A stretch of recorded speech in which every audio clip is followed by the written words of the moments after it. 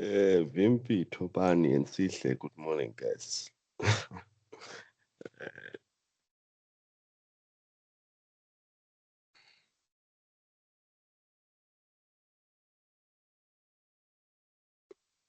Good morning, good morning, good morning. Are we in the right training? Why is it just the three of us?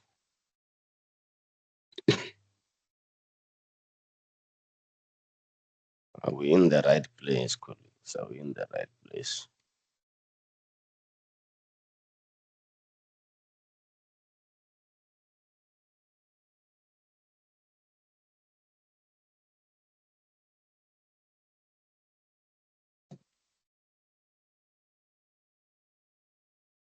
Let's just wait for others to join quickly.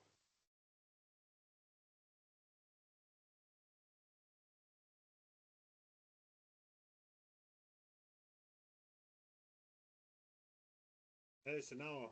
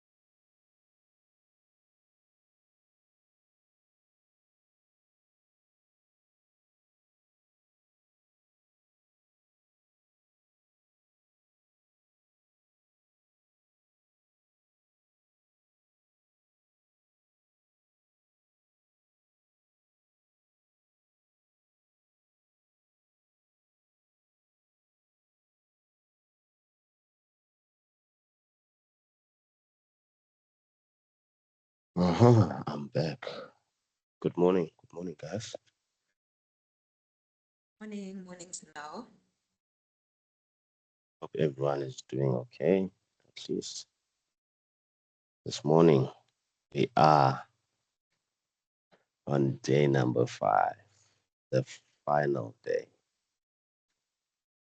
the final day of our training.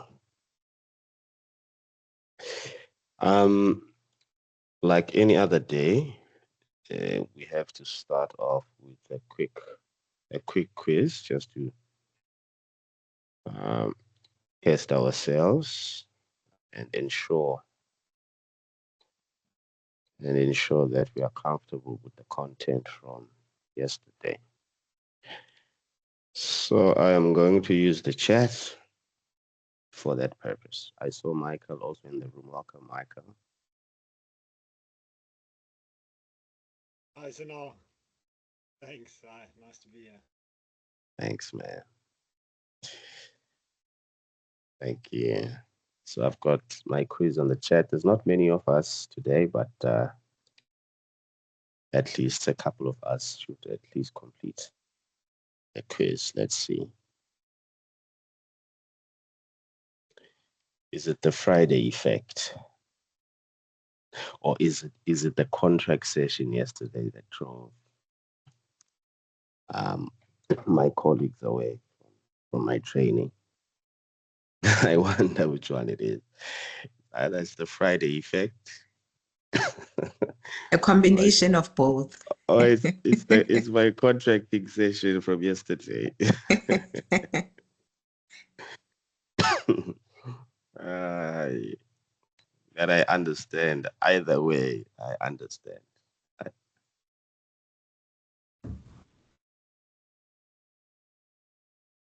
Welcome, guys. Good morning.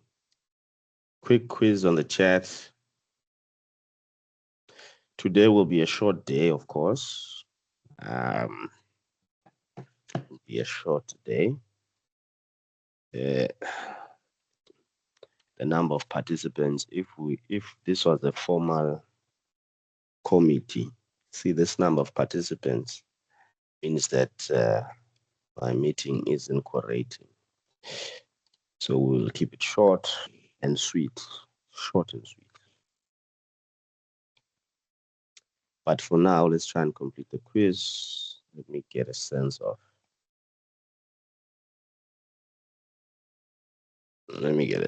what colleagues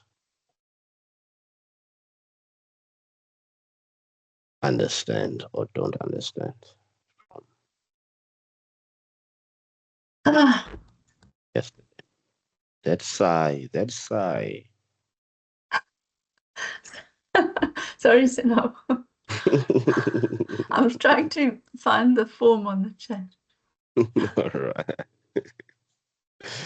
I understand. It's a Friday.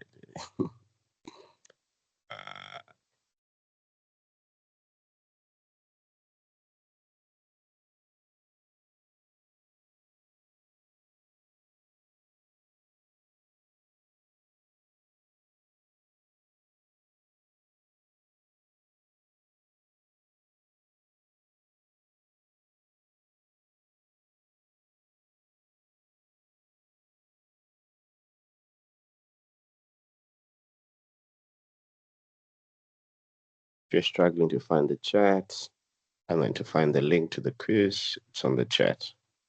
If you want me to reshare it, I can do that. I can do just that.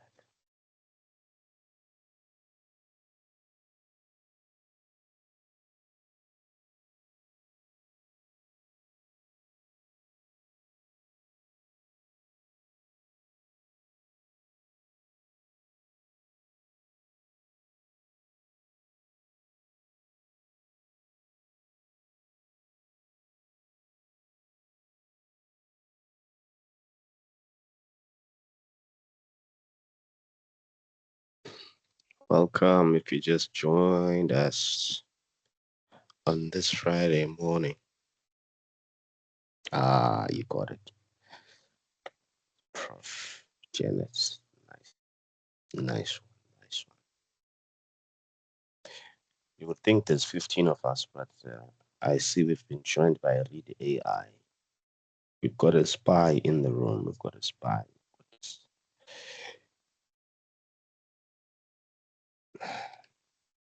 Good morning. If you just joined us, colleagues, I've got a quiz on the chat. It'd be nice to get some responses there. I understand the content is what drove most of our participants away.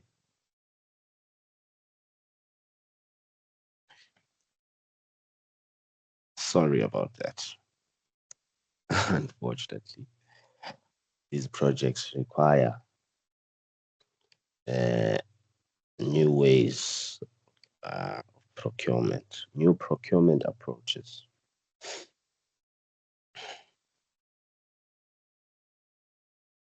The quiz on the chat. Quiz on the chat.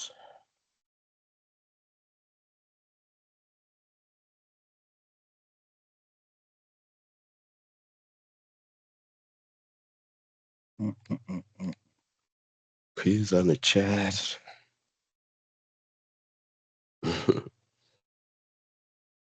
I'm not seeing any responses, so definitely this is why colleagues are not on this call today. Hey? One response, excellent.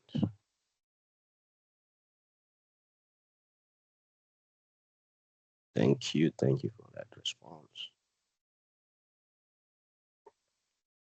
Thank you, Offense. Got a distinction, Offense. Distinction.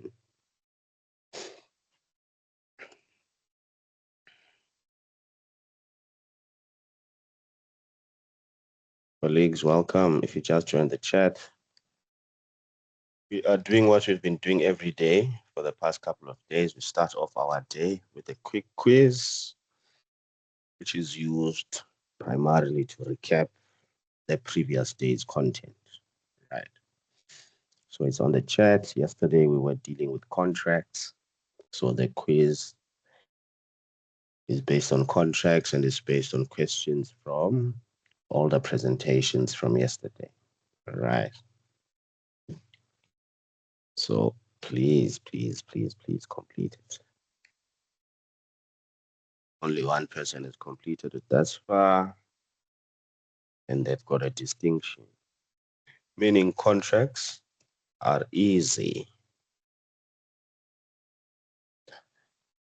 Meaning contracts are easy. Colleagues, please complete the quiz. I've also repasted it on the chat, and happy Friday.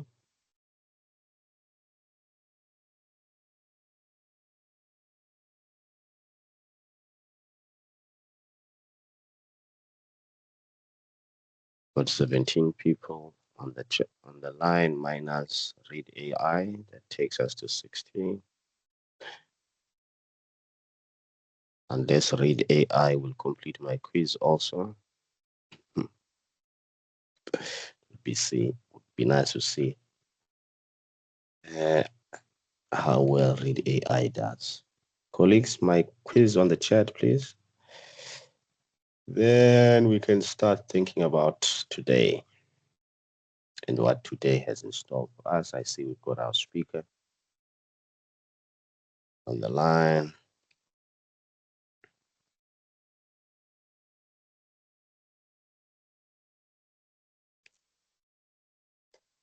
Da, da, da, da, da, da, da, da, da, da, da, da, da, da, da.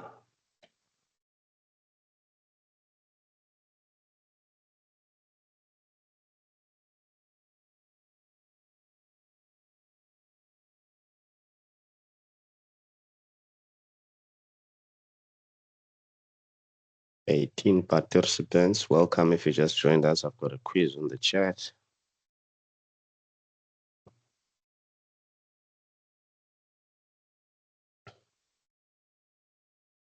I must mention, colleagues, that this is not one of those trainings that we normally repeat.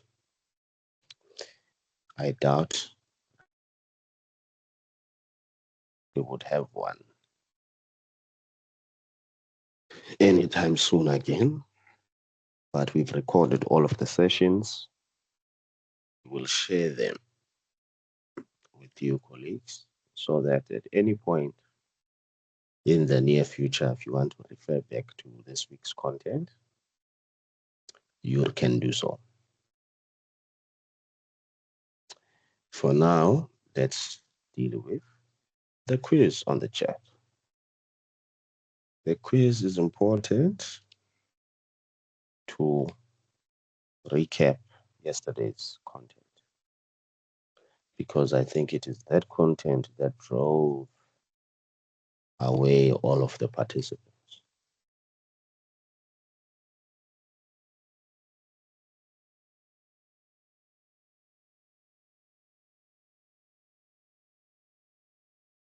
If you just joined us, good morning, good morning, good morning. Just joined us, good morning. Remember, every morning is the same. Quiz first, recap of previous day's content, then we get into today's content. Alrighty.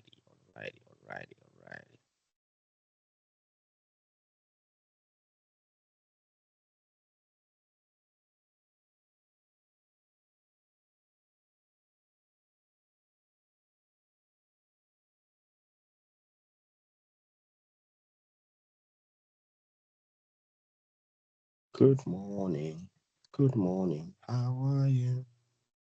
Good morning. How do you do?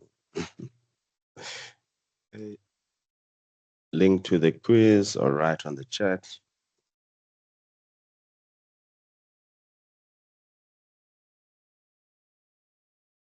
There we go. Thank you. Thank you. Thank you. 21 people on the line. 20 excluding AI. Remember, every morning is quiz morning. Or how else would we know whether the content was understood or not if we do not have any quiz, you know? All right. But at least it's the last quiz for the week. 4 responses so far. We are averaging 13 out of 16 points. Wow. Wow. Wow. Wow. That is great. 5 responses. We are averaging. We are at, averaging at around 80%. Wow, wow, wow. That definitely means contracts was straightforward. So then all the colleagues that didn't return today must be for some reasons, for some other reasons. And I assume it is because it is the last day of the week. Colleagues, if you just joined us, we've got the quiz on the chat. All right. We don't have much time. So I think it's best that I start stepping through the quiz. So thank you to my sample group, 6 responses, and all the responses that will come as I go through the quiz. But of course, welcome to the colleagues that just joined us now and happy Friday. All right. So we are averaging 13.33 points over 16. So that's a distinction. I see most of the colleagues are getting 11. No one got less than 11. All right, let's see. The first question I asked the colleagues, which types of contracts were discussed in detail during day 4 of this training? Yes, we discussed FIDIC, we discussed NEC, we discussed GCC. So myself and Madeline from City of Cape Town, we discussed all of these contract types, right? So all of the above, excellent. Why was the JBC 2000 not discussed in detail? Because that contract type is confined to building works, and we are primarily concerned with renewable energy projects, right? For municipal own generation. That's why we didn't discuss it much. Which one of these is not a commonly used contracting strategy? Design and build, commonly used. Develop and construct, commonly used. All right, everyone is on the same page. 9 responses, well done. Everyone is on the same page that there's no such a thing. There's no such a contracting strategy called design, build, and destroy. What are some commonly used pricing strategies? Choose one. Choose one. Activity schedules. Yep. Commonly used pricing strategy. Right. The lump sum of the project work or the project cost. right, is divided into multiple activities, right? And the cost of these multiple activities accumulates to the total project cost, right? And then, of course, the bill of quantities, correct? So the right answer is all of the above. All right. The GCC contract is primarily focused on design by which of the following parties? Primarily focused on design by which of the following parties? Designed by contractor, designed by employer, municipality, none of the above. The correct answer is discussed yesterday, colleagues. GCC is primarily focused on design by the employer or the municipality. For you to use it for design purposes or design by the contractor, you would have to make some significant amendment to the contracting conditions. That is why in all our examples yesterday, even the City of Cape Town examples, and I know my colleagues in Hesekwa, they have opted for FIDIC or NEC primarily because GCC in its current form is for design by the employer, and you want for these solar PV projects for the design to be with the contractor for risk minimization, right? All right. So none of the above, I suspect you were not here yesterday, or it must be AI, read AI. City contracts are typically focused on design and management by which of the following parties? FIDIC contracts are typically focused on design and management by which of the following parties? Of course, design and management by the contractor, right? Design and management by the employer of the municipality. This is not the right answer, of course. That is why I say typically focused on, right? Of course, there are some books within FIDIC where the design could be by the employer. For our purposes, it is mainly for design and management by the contractor, right? Which of these is one of the key drivers? Let us mute ourselves, colleagues, please. Please, Edu, please assist me to mute colleagues that are. Thank you. Which of these is one of the key drivers for selecting FIDIC contracts over GCC for municipal owned generation project? One of the key drivers, right? Minimizing risk. Excellent, everyone is on the same page. NEC covers the full range of different contracting strategies. True or false? Yes, definitely true. We discussed this yesterday, and the colleague that says false, I think they were not here yesterday. According to that flow chart, right, that you saw, there is it here. According to this flow chart here, right? We go back. Sorry. Where is this flow chart of mine?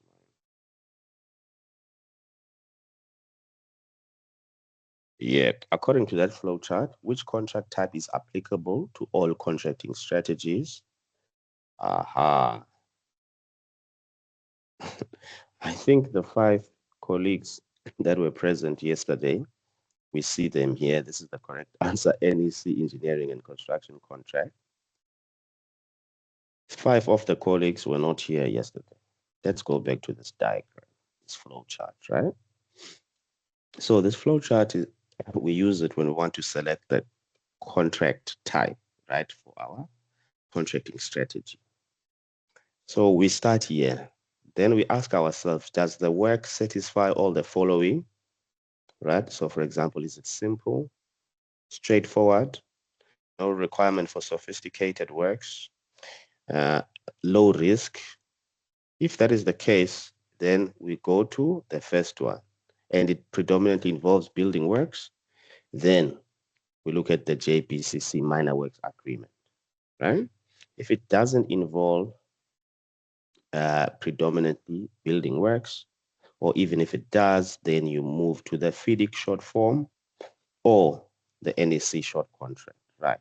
If it is not simple, you must then move and apply a contracting strategy. So one of these different contracting strategies. So designed by the employer, predominantly building works, JBCC Principal Building Agreement, right? If not, GCC 204, right? Design, build, develop, and construct. Boom, there we go. Yellow, right? So the yellow book would then be applicable for all the contracting strategies listed above, right? And then for example, the silver book would then be able to cover for all of these contracting strategies. Then the construction, and then NEC covers all of the contracting strategy. NEC, we've discussed it in detail yesterday, colleagues. Right, so NEC is the correct answer. All right, can one easily apply GCC for municipal owned generation projects without making changes to the contract? No, we discussed this in detail, not really. The three were probably not here. So which of these is not a contracting template developed under the UK Pact? Salga C Municipal Owned Generation Program. This one colleague of ours was definitely not here yesterday. Everyone has the right answer. There's no such a thing as an operation and excellence contract, general provisions, local book, nothing like that. Under the build, own, operate, transfer contracting regime, which of these is not true? The correct answer is once the operation period ends, the contractor keeps ownership of the asset. That is not true. The contractor transfers ownership of the asset to the municipality, right? The contractor designs, finances, builds the PV assets. Ownership vests in the contractor. An operator operates the PV asset for a defined agreed period of time. And once that operating period ends, the contractor transfers the ownership, right? So excellent. Under the BTO contracting regime, so build, transfer, operate, which of these is not true? Correct answer is the last one. The contractor then operates the PV asset for free. It is not possible. Nothing more mahala. Under the DBO contracting regime, which of these is not true? The municipality designs the PV asset, the contractor builds the PV asset is operated and maintained by the contractor.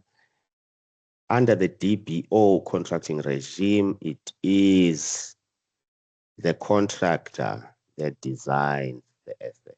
Remember, it is the contractor, right? What were some reasons for City of Cape Town selecting the EPC contracting strategy? I say choose one. Initial operation and maintenance, right? Marlin stated that the first 2 years or so of operations of these plants, that's where most breakdowns occur, right? So then that is why they chose that strategy and the private party to operate it for a set period of time. Plant performance, right? You want to ensure plant performance. If you design a system, you also build what you, if the contractor designs, they build what they designed, and they assure you a certain yield from this plant. And if the plant doesn't perform according to that yield, then it is the contractor who takes all of the risk and ensures that that is rectified. And of course, accountability, right? So if there are any defects, anything wrong with the solar PV or the plant, then it is clear who takes accountability for that. So all of the above, all of the above is the correct answer. What were some procurement challenges faced with City of Cape Town in procuring renewable energy assets? Right here, also I should have said choose one, but all of the above are correct. Right, preferential procurement regulations. When they started, some of the raw materials like the inverters were not. There was no local manufacturers, so an exemption was required. Lack of tender templates, project governance framework, alignment issues with contract types, and of course the supply chain management, change management. They had to upskill themselves on these new contract types. All right, so it's all of the above. So we are hoping that through this training, you avoid those challenges. How are you feeling this Friday morning? 12 responses, 8 feeling good, excellent. 3 are feeling great because it's a Friday, or maybe because finally this trading is coming to an end. and one has had better days. I hope your day becomes much, much better. Right. Okay, colleagues, that is excellent. Thank you for indulging me and participating. So what we have now is, let me just share quickly. So what we have now, we've got a short day, and this day is focused on municipal financing, right? Itumeleng will intro municipal financing structures for municipal energy projects. Then we've got Michael, who will go into the details of how do we build investment-ready projects, right? Lessons from a project that is running also through UK Pact. And then I'm still sorting this one out. If we are lucky, someone will speak on the JET funding platform, right? So we've got a short day. And of course, I'm hoping the Munics that are on the call can speak, even Western Cape government can speak about how they fund or how they support municipalities. We had some examples during the week that our colleagues were also funded through, some were funded through debt, some were funded through the Western Cape government co-funding, and I'm sure some colleagues requested funding elsewhere. So if you're in the room and you've gone through this process, it would be nice for you to share some of how you funded your projects when we get to the end of today. All right, so that's what we have installed for today. Once again, thank you so much, colleagues, for being with me till today. All right, is Itu on the call? Is Itu Meleng on the call? I am on the call. All right, over to you. Thank you. Thank you. Good morning, colleagues.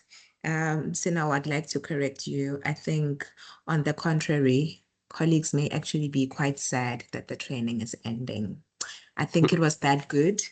So yeah, they may be feeling sad that it's ending. I'm kidding. Good morning to everyone. Lovely to see a number of people on the call to discuss this very important aspect of municipal owned generation, which is the financing of it. Before we get into my presentation, I would just like to show colleagues a little something.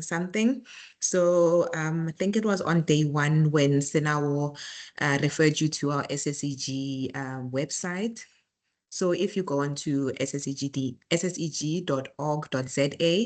and you go under business models, you scroll right down to municipal owned generation. That's where you get to see our public procurement framework guide for municipal owned generation. So this is the main document, but specific to today, you will see this memorandum on financing structures that exist for municipal projects. So if I just open it, you'll see it's a very short document. It's about 6 pages.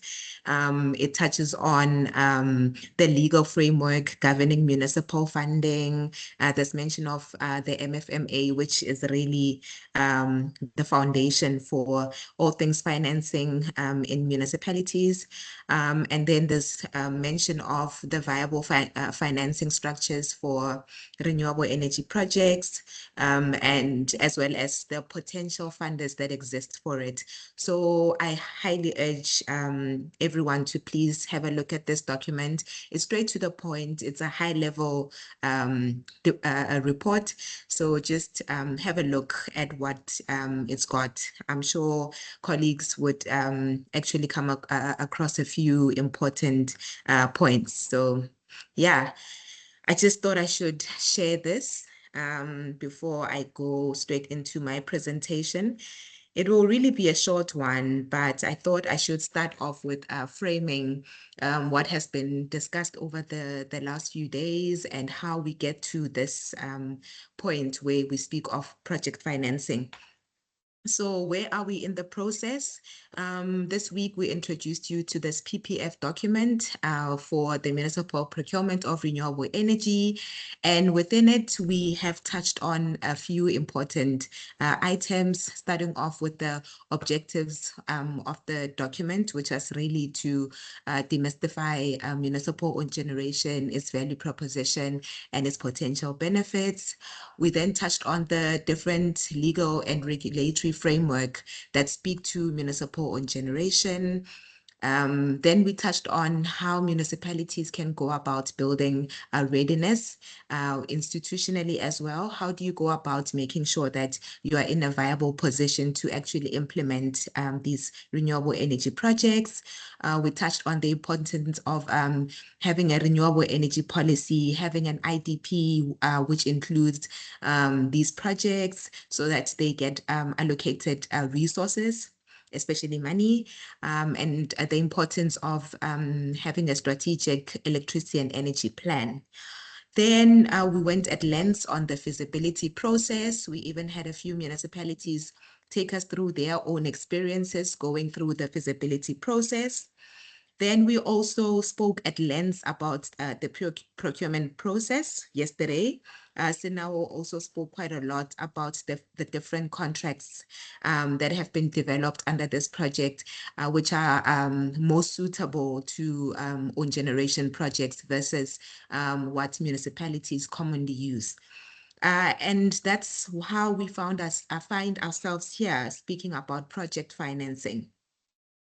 And I'll tell you why that's important. So say you as municipality X go back after this training, you get back to your municipality and you say, okay, here's this document. These are all the steps that I'm supposed to follow to find or to be in a position where we are able to have our own renewable energy project, right? So you say, okay, we have an understanding of municipal owned generation. We understand the regulations, everything legal about it. We understand why we should go about doing it. We have assessed our readiness as the municipality. We find that we've got the right capacity, we've got the correct skills. We are clear about why we want to embark on this journey. Perhaps we want to reduce our sale of our purchases from Eskom, excuse me, and we have looked at our finances and it's looking good. Our balance sheet is really good, and you've also assessed every other area of readiness and you're really happy with where you are as a municipality. You've also gone as far as developing a renewable energy policy. It has undergone stakeholder review. Everyone is on the same page. The municipality wants to go green, and it wants to help the country contribute to its climate goals. So it's written in the policy. You are clear about it. You've also included these renewable energy projects into your IDP. You have a clear plan about where it is, how you want to go about doing it. Your stakeholders are on the same page, and the municipality is very certain that this is what they want to do. You've also done an energy plan, and you see how renewable energy contributes to your entire mix as the municipality going into the future. In addition to that, you also have a clear understanding of the feasibility process. You've done your engagements with your legal teams, your procurement teams. Everyone is really on the same page. The different units within your municipality is communicating with each other, so no one is operating in silos or separately. You also understand that you need to be aware of the changes that will occur in your municipality with regards to utilizing different types of contracts. You understand all the risks that may be involved with you embarking on this journey. So you've taken all those steps, right? Then comes the big thing, financing. I know that it's actually not something that municipalities should only be figuring out right at the end, because honestly, how do you even go about any project or even trying to put pen to paper and make such commitments without knowing where the money is coming from? But in our journey, we have actually realized that financing is one of the biggest stumbling blocks to these projects happening in municipalities. So it's so much more than just about how municipalities don't have enough capacity and an end. It's actually because perhaps municipalities don't have an understanding or don't even know how they would go about building what people call bankable projects. So how do they go about financing these projects? And that's why we have decided to actually end off this training with going into some a bit of detail around project financing and all the instruments that are out there internationally in South Africa around financing renewable energy projects in municipalities. So like Senawo mentioned, there's quite a few ways to actually go about financing these projects. One of them being budget allocation within the municipality. And that would be with municipalities funding these projects from their own coffers. This obviously requires that these projects must be included in the IDPs so that financing can be allocated or resources can be allocated to them. It also speaks to that readiness criteria about having a strong financial standing as a municipality, making sure that the balance sheet is well maintained. It's well maintained. Everything is running well in terms of the balance sheet. It requires that municipality linked to the balance sheet and the finances, they should actually be in a position where their revenue collection is, quite good. They are handling their debts well, managing all their debts well, not owing Eskom too badly, and also having a plan to deal with energy losses if that is something that they're struggling with. We actually often say that before a municipality even wants to go the renewable energy route, it's important to first assess. Perhaps we have other challenges to fix before we embark on this journey. Maybe we need to have a plan for our energy losses. So let's get that fixed first. Maybe our revenue collection is not great. Somewhere, somehow, we keep losing funds. So maybe let's fix that before we actually go onto this big project that we actually want to finance from our own coffers. So let's make sure that there's enough money coming in so that we can actually allocate funds towards these projects. A second way is through external financing. And this is just a screenshot from the documents that I've just shown you that's on our website, the financing structures and potential funders memorandum. And like I said earlier, it touches on the legal framework governing municipal funding, which is really the MFMA, which provides the regulatory framework for municipal borrowing, ensuring that municipalities can raise funds while maintaining financial stability. And then the document also touches on the financing structures that exist. There's quite a few that I mentioned, actually 4. There's one called structured financing, there's equity financing, debt financing, and mezzanine financing. I will not be going into detail on each one. Please do have a look at the document, but it touches on these financing structures, highlighting their pros and cons, and which of them are quite good for municipalities. And then it also gets into detail about the different potential funders that are out there for municipal projects.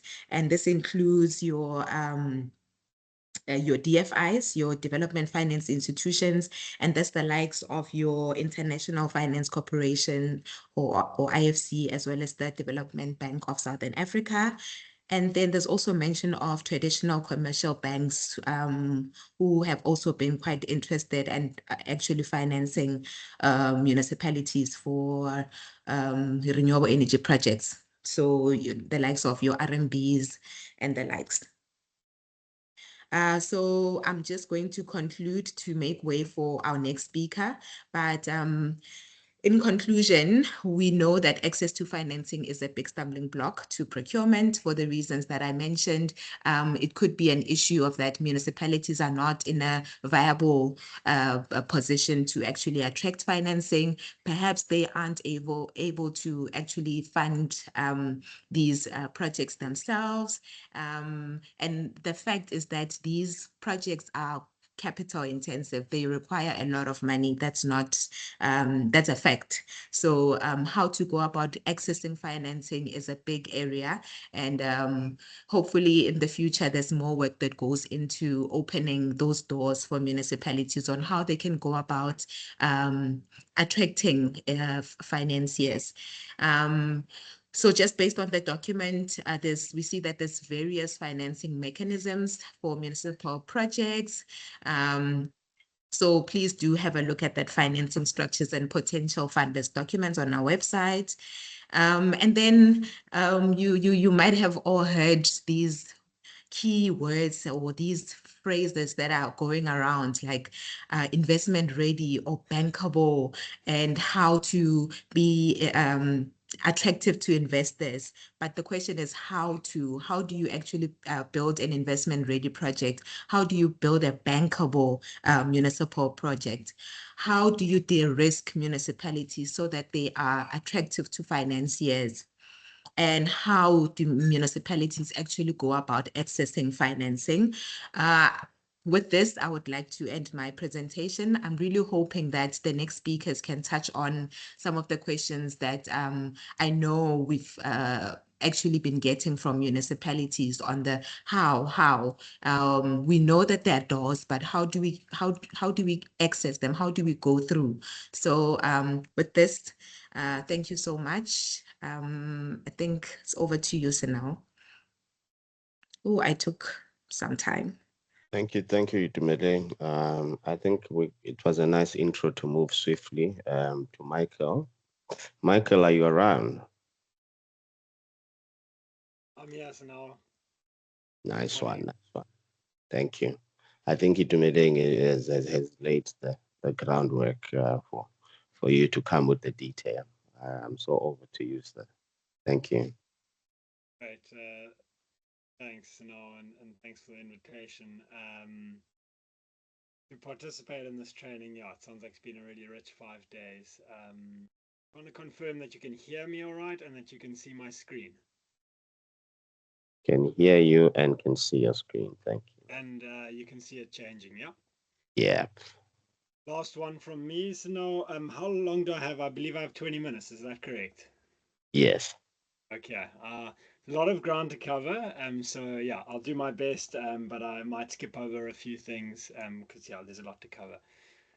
No problem. All right. So thanks. Yeah, thanks again for the invitation, and morning, everyone. My name's Michael Bull. I'm a senior specialist at ICLEI Africa, with a focus on climate, energy, and just transitions.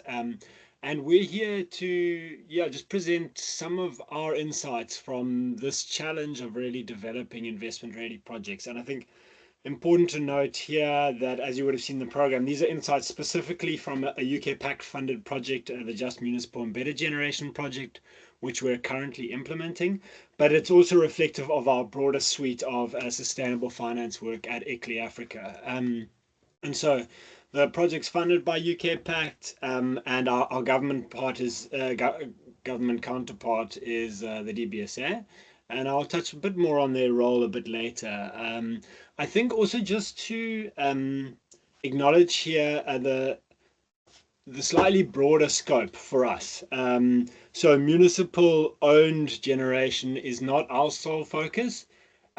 Maybe the best way to frame it for us is we're looking at municipal participation in electricity generation, and municipal own finance and owned plants are one of them, but we're looking at a diversity of options. And I'll go through some of those options really with the intention to look for really viable options.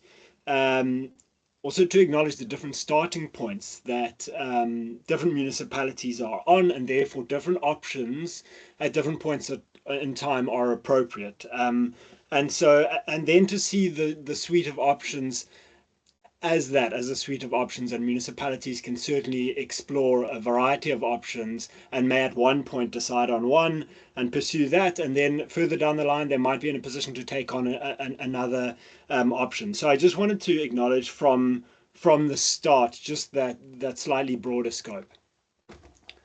So just to start, just a little bit of background into my organization, ICLEI Africa. If you don't know us, we're a city-based network, a global city-based network. So we've been in existence for the last 30 years, working closely with local and regional governments around the world on various topics: climate, energy, sustainability, biodiversity. And we have regional offices, about 20 regional offices around the world. I'm based in the ICLEI Africa Secretariat, so the Africa head office in Cape Town, South Africa. And we work across the continent, and including in South Africa with municipalities, and really focusing on policy support, policy formulation and implementation, and then project development support and access to finance, which is really the focus of today. Capacity building work, of course, underlines all of that. And then we also represent local and regional governments in all the UN conventions, the 3 main UN conventions on climate, biodiversity and desertification. So that's just a little bit about ICLEI Africa, where I'm from. So turning to this, this really, I think, tricky challenge of developing finance-ready municipal energy projects. And I think just to start by stepping back initially to say, where are we? What is the landscape looking like? And therefore, what are the implications for developing these projects and for accessing finance? And so we, of course, know, and I'm sure you've covered this, the changes in regulation, the changes in the sector, most recently with the amendment to the ERA, obviously the South African wholesale electricity market due next year in April, and that will bring about big changes. And so to understand that the roles of municipalities are, of course, changing, as we all know, and to explore these different options, whether it's own generation, where it's partnering with IPPs, whether it's SSEG, wheeling, working with energy traders, really the work and the work to access finance is really diverse. And I think that's really the scene setting for this presentation, and really that this is as much about building finance or investable projects as it is about building the foundations for them. So you can't have bankable projects without really the foundations within municipalities, financial, infrastructural, governance foundations, and I'll touch on those a bit. So a brief word on the project and then to get into some of the insights. And so this is the project's entitled the Just Municipal Embedded Generation Project. As I mentioned, it's a 2-year project, which is started at the beginning of this year and will run until the end of next year. It's funded by the UK Pact. Our government counterpart is the Development Bank of Southern Africa, and we're working with 6 municipalities across the country. I'll give you insight into who those are on the next slide. But really, our point of entry for this conversation of how you develop these bankable projects and is at the pre-feasibility stage. So the focus of the work is developing technical pre-feasibility studies for a municipal energy project, doing the financial modeling for it, developing socioeconomic impact assessments, the transaction structure for the project, the commercial assessment, understanding the regulatory requirements, and then the institutional assessment, what will be required of the municipality. So that's the work that we're doing with each of these 6 municipalities. It looks fairly different in each municipality, but really it's located at this pre-feasibility stage and wanting to set them up for taking this further down the project lifecycle and ultimately to raise finance and implementation. And then just a note on the DBSA as our government counterpart, why they're important as a government counterpart is, the DBSA have their own project preparation facility. And so we're working hand in hand with them to understand how do we get those these projects into that project prep facility, and that application would consist of these elements that are listed here. So to understand the requirements, because then they take the project forward through full bankable feasibility and then ultimately to contracting, fundraising, and implementation. And they have an embedded generation investment program which provides some concessional debt finance for this purpose. But I'll get onto that a bit later. Just for background, these are the 6 municipalities we're working with. So 2 in the Western Cape, 2 in the Eastern Cape, and 2 in Limpopo. So Matsikama, King Sabata Dalindyebo, Walter Sisulu, Greater Tsenin, Ephraim Mogale, and Cape Agulhas. So I think really starting at the beginning for how do you develop these projects and how do you assess how ready a municipality is and therefore what options are available to you. And I think Itumeleng touched on this, on the importance of readiness. And very importantly here, when it comes to the question of finance, there are a few really key things to look at. The state of the Eskom account, whether it's up to date, whether there's debt. That's the first thing that any financiers going to look at if they're going to provide debt financing or any other type of participation from a financier. The other one, of course, is the annual financial statements and the audit outcomes of the municipality. Again, that's a key flag. If there are issues there, those will need to be addressed if there are any irregularities. Then revenue collection and the revenue collection performance of municipalities. In the case of debt finance, or even in the case of if a municipality is an off-taker for an IPP, this is how the debt is repaid or the PPA is honored. And so that's really where accessing that finance hinges, is the ability to collect revenue. And so that's a really, really key one. And then political support and mandate. And I think this is a really important one. Itumeleng touched on that such projects need to be embedded in the municipal policy, like the IDPs. But I think also really important is to show strong commitment from the administration and the political arm of the municipality, and that it's a long-term commitment, because I think some of the question with accessing finance is assessing today's risk for anyone providing that finance, but probably an even bigger factor for them is assessing long-term risk, up to 20 years of risk, and political turbulence and what that would mean for the investment. So that's a really, really important one and a really difficult one. And then lastly, of course, a really understanding of the grid, where important, where the most appropriate intake points would be, whether the grid is, up to date or needs maintenance. But those are really, I think, just some of the irrespective of of model that you're taking, irrespective of transaction structure, irrespective of type of financing.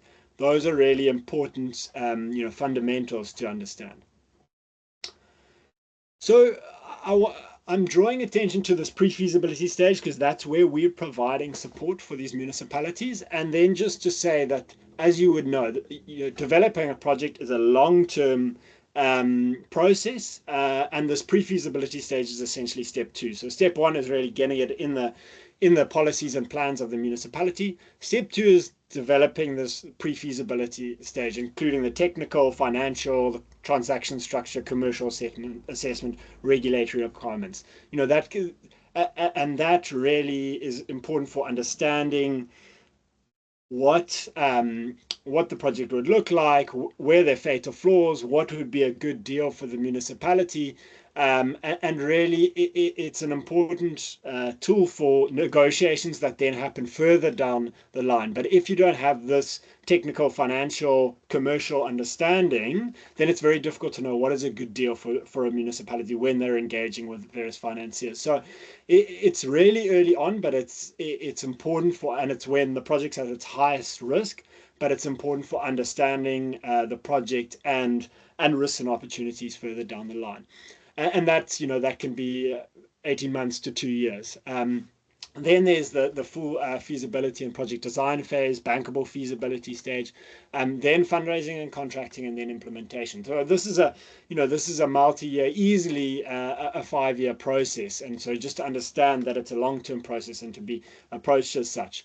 But on the question of accessing finance, what we've really observed is trying to understand some of the key questions, the key expectations of financiers that they're going to be asking when trying to raise that finance. Those need to be asked now at this pre-feasibility stage, to ensure that you're not going down any dead ends, or to ensure certain fatal flaws are being addressed at this early stage. So just some essential components of the pre-feasibility stage, what this consists of when you're developing this project. Of course, there's the technical side, so the site assessment. So this would all be, I'm sure, very familiar to you. The site assessment in terms of the terrain, the environmental sensitivity of the area, of course, the solar resource, permitting requirements, land ownership and legal status. Then, of course, the technological assessment, comparing different types of PV, potential of solar, looking at yield, performance, efficiencies, lifetimes. So really the technological side of it, and then the grid capacity assessment, understanding what the line loading and voltage checks are, load flow analysis, wheeling feasibility, but really to understand not just the project in isolation, but how it fits into the grid, the ability of the grid to take on additional power, any constraints in the grid, understanding where the optimal feed-in point would be. So that's really on the technical side. Moving towards the financial side, so the financial and commercial analysis, really understanding, taking that project and modeling the financial details in terms of the type of financing that it aims to attract, but then what the tariff would be, how that compares to the tariff of Eskom, of course, or things like demand and load growth forecasts. So, obviously these robust projections are key for assessing bankability. And really, this is where you're understanding the capex and the opex, but most importantly, I think here is understanding what a tariff, the tariff would be, because obviously that's what you're really interested in with these projects. So that financial modeling is really important, and we've developed a financial model to do that with our municipalities. The transaction structure, and I'll go into a bit more detail, so I'll keep it brief here, and I'm also mindful of time. This is really how the project would be structured, and this is where we're considering the revenue potential, creditworthiness, the financial position, the capital structure, and then operational and legal elements, but really how the project would be structured, how the finance would be crowded in, and how risk and reward would be apportioned in the project.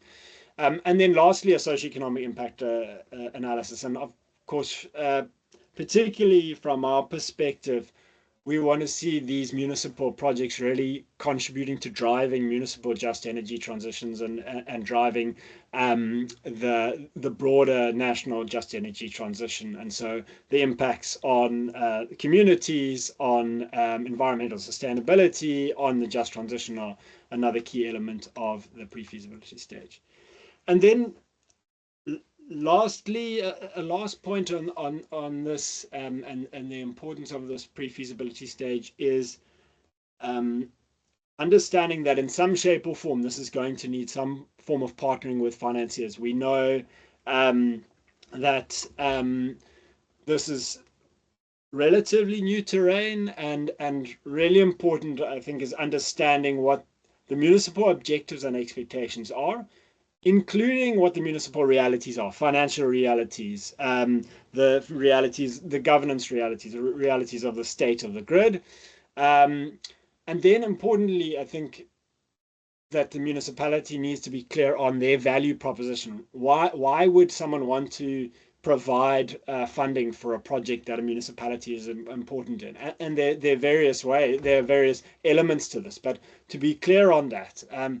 And then on the other side, for funders to understand that, for financiers to understand that, but then on the other side, for municipalities to really understand the expectations of capital. Wherever the money is coming from doesn't come for free. There are expectations in terms of risk profiles, in terms of the return on their investment, and really understanding those and key flags and how to address them from early on is really essential before the project's too developed and fatal flaws haven't been addressed.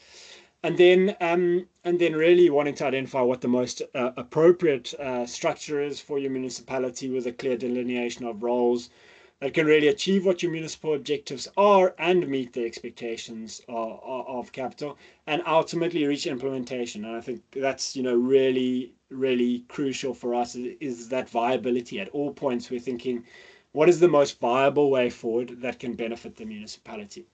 And then I think I made this point, really to engage with funders and financiers from early on, so that you're considering their expectations from very early on.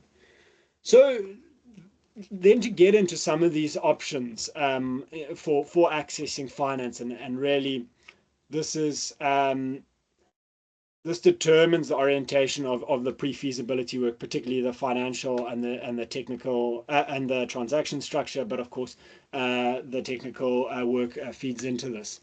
And so there are obviously a number of options, and I'm, as I said at the start, it's a broader scope than just municipal owned. So I'll cover municipal owned, but also a project finance structure with an IPP, this first one, triple P as well. So there are obviously many iterations, and to think about what are some of the key elements to consider. So with the municipality as an off-taker, with the project being financed and developed and then owned and operated by an IPP, the municipality commits to usually procuring the power through a 20-year power purchase agreement. It's funded by a project company, by a special purpose vehicle, and they really raise the finance based on collecting the revenue. So that will really indicate the importance of that PPA and the bankability of the PPA. So we know the efficiencies and the speed that the IPPs can bring. What they'll be looking for is the creditworthiness of their off-taker, in this case the municipality, financial and legal agreements, municipal revenue collection.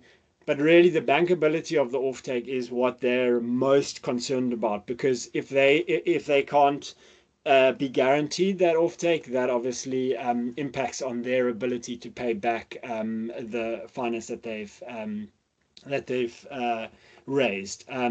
So, I mean, some of the benefits, obviously, the debt isn't recorded on the municipal's balance sheet. There's no capital requirements. There are no operational priorities. But of course, the private sector holds ownership with limited municipal control. And so really the key with this model is understanding how the municipality can be a bankable off-taker, particularly over that long term, but how such a project can really target some of the key objectives and expectations of the municipality of entering into agreement like this. I'll try to be brief because we've got a few more to go here, but this is just a very simple schematic to, and this can apply to all the ownership models, including municipal own generation. But just to situate this, where the pre-feasibility study happens, and that's where we're working with this project with the municipality to develop the pre-feasibility study, which consists of those components. But really, then the next step would potentially to be, if going this IPP route, needing to develop some kind of revenue guarantee so that the offtake is acceptably bankable for the developer, and then really going out to develop and issue the RFP and PPA. Usually would bring in transaction advisors for that. After the bids come in, then an IPP would be appointed, and then that's where they take through the full bankable feasibility and implementation. And then ultimately construction, implementation, and operation, and with the signing of the PPA with the municipality. Then just on the municipal owned options, so obviously here the municipality fully finances the project either from their own balance sheet or raises a debt financing off their balance sheet. So of course, here owns and operates can contract out construction and operation, as you would know. Really key here, this is really for financially strong municipalities with the expertise to do this. The debt obviously appears on the balance sheet, and of course then debt ceilings of the municipality, the ability for the municipality to take on debt is important, or whether the municipality has room on the balance sheet to fund the capital investment.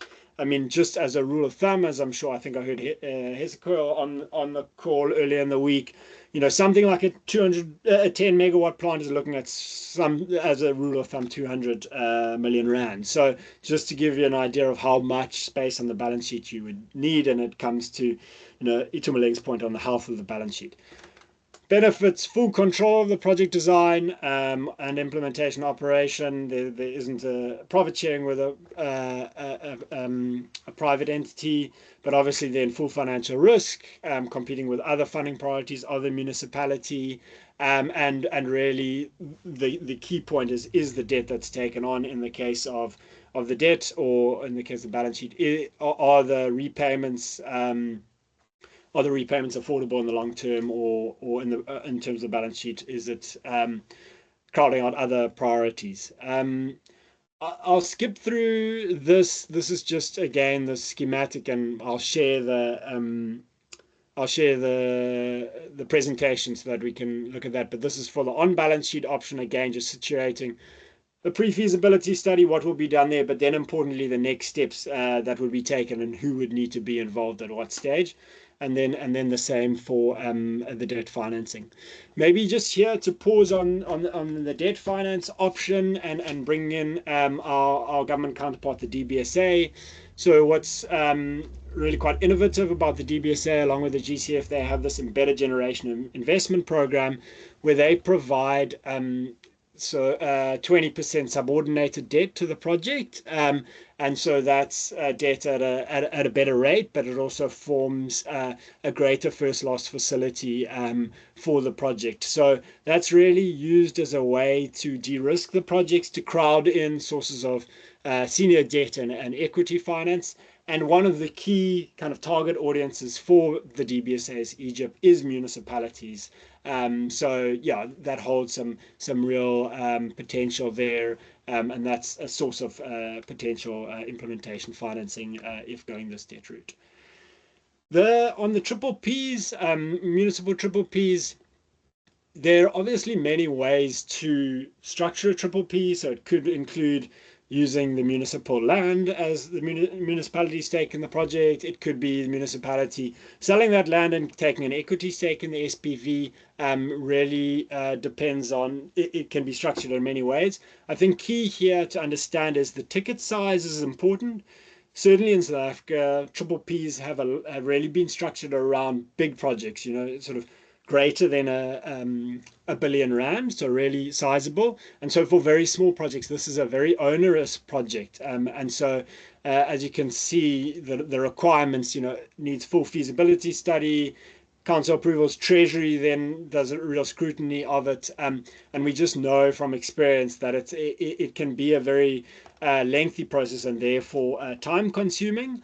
But its benefits doesn't require necessarily the upfront capital from the municipality. There's a risk transfer to the private sector, and really it can be a partnership between the private sector, including some skills transfer. As I mentioned, the risks are the complexity of it, the length of the process, and potential reduced control at the operational period. The P guidelines have been streamlined to an extent, but in a sense there is not a P light option. So just to understand with the P some of the requirements. And then this takes us obviously in yet another variation, but what we're trying to communicate is that accessing to finance or accessing to renewable energy takes on different shapes and forms, and really depends on where a municipality is in its journey, in terms of being able to access finance, in terms of the state of the grid, in terms of the state of the finances. And so to look at these not as mutually exclusive, but what is the appropriate option at what point in time, and that these typically build on each other. So if there's a wheeling framework in place, and here's some of what the requirements would be, that doesn't preclude the municipality from later on going own generation or working with an IPP. And so here I'll kind of leave it here. I won't go through these requirements, but here are some of the requirements and associated timeframes.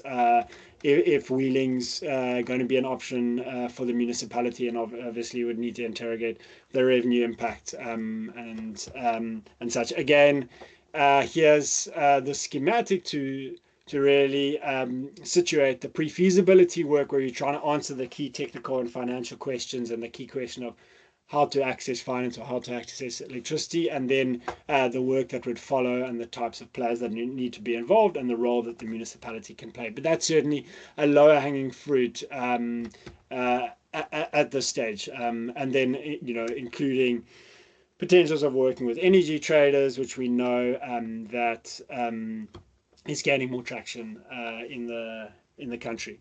So I can see I'm horribly over time, so this is going to be my last slide. But I think from our perspective, these broad insights, are started from a narrow point of wanting to develop pre-feasibility studies and financial models and transaction structures for municipalities.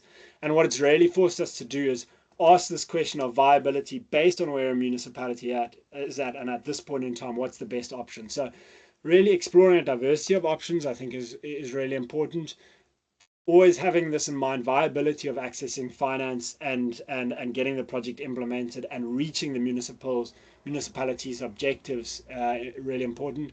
I've spoken about thinking about these options in an integrated manner, that not being mutually exclusive, but really depending on where on the journey you're at, and building the foundations so that over a point in time your options open up. Because typically when you start on the journey, the options are fewer, and those options can open up as you do the work to lay the foundations and develop compelling projects for financiers. And then, I think just thinking about the roles of municipalities in a more diverse way than we've thought about historically. And then that this is really a long-term process, and it's about building the capabilities, the projects themselves, but the ownership and the political support for these projects to get them off the ground. And as you can see, just getting the project